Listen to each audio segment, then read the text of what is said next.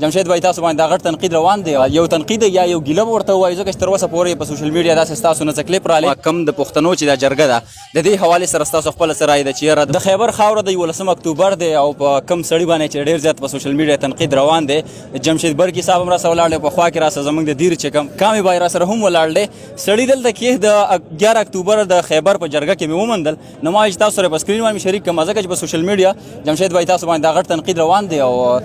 یو تنقید یا یو ګیله ورته وایي ځکه چې تر اوسه پورې په سوشل میډیا داسې ستاسو نه څه کلیپ رالی او په واقع د تاسو چې کوم رولر ایریاز دي زموږ فاټا ایریاز دي سپیشلی هغه تاسو په سوشل میډیا خلکو ته ښودلي د هغوی بیا د ګیله م جوړېږي چې یاره جمشید بای په سکرین رانلی اول ته کې موږ ونه کتو نو د هغې خلکو ته به څه جواب ورکوي دې ته به تنقید نه وي ستاسو خبره دې ته به ګیله وایي همیشه چې کله کور کې څه ورارې نه شي نو خلک خپل خاندان کې خپل فیملي کې خپل وروڼو ته په داسې نظر ګوري د امید په نظر ورته ګوري نو دې ته به زه ګیله وایم او ګیلې حقې جوړېږي خو لکه د انسان داسې زندګي کې ډېر زیات مصروفیات دي او زه بیګا د شپې راوتی وم خپل ډېرې خان نه زما سره نور مسلې روانې دي هغو کې هم اسلام آباد کې راغلم ډېرې خان ته مې ځان راورسولو ډېرې خان نه راوتم د کوهاټ د لار بنده وه او دلته کافي ټریفک ولاړو نو هلته نه زه واپس شوم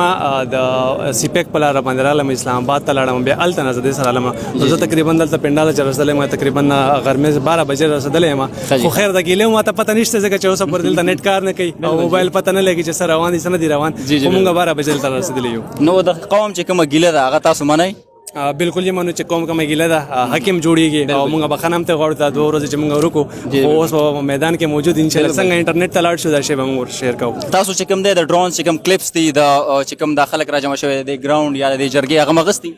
کلیپس بالکل د پښتنو ته بیا زما ډرون خراب شوی دا ماته شوی دا پراته د هسپتال کې علاج روان دی خدا قسم سپیشل رانیولې چې یاره د ډرون راکړه د ډرون نه بغیر به مې د خلک نه پرېږدي ډرون مې راوستل ان شاء الله ماښام به د کلیپونه اخلو ما به شیر کوو دا د پښتنو یو مینه یو طرف ته لکه تاسو څنګه ویل د خپلو نه ګیله کېږي که نه نو هغه ځکه تاسو نه دا ګیله کوي ځکه چې رولر ایریا فاټا ایریاز د پښتنو چې څومره ایریا دي ښایست تاسو خلکو ته ښودلی دی نو بس هغوی دا هم غواړي چې د پښتنو کومه مسله راشي نو هغه هم چې تاسو د مخې ته خلکو ته کېدی او په هغه کې حاضر شئ څنګه چې د ګیلمن وزیر دغه خبره راله نو هغه کې تاسو نه وایي بلکې په بل ځای کې موجود یې ستاسو هغه کلیپ بیا ما وکتو چې یاره زه هلته کې آن د سپاټ نه وم ګنې زه به هلته حاضر شوی وی نو خیر دغه ګیله به موږ داسې نه دا موږ په دې خوشحالېږو چې دا خلک ګیله کوي د دې مینه ده بالکل د دې مینه وایي هغه کورولي خبره ده کور کې چې هغه کیسې راشي نو د کور والو خلک امید ساتي کم د پښتنو چې دا جرګه ده د دې حوالې سره ستاسو خپله څه رایه ده چې یاره د پښتنو دپاره به دا څنګه ثابته شي څه آوټپوټ به میلاو شي اول ځل داسې دغه شوی دی چې یو مکمل پښتون راغونډ شوی دی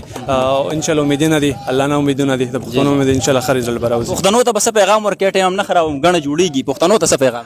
پښتنو ته دغه پیغام دی چې په مینه اوسئ په محبت کې اوسئ چې چېرته هم په چا باندې څه لږ څه راځي خیر دی تنقید په ځای کې مونږ هغه یونټي اتحاد وساتو هغه به زیات ښیي چې مونږ دنیا ته دا نه کوشو چې مونږ منځ کې خپلې مسلې روانې دي چې دنیا ته مونږ دا وښیو چې یاره مونږ دننه مضبوط چې ګیلې کم شي دي مونږ دننه خپلو کې وساتو دنیا ته یې نه وښیو ډېره زیاته مننه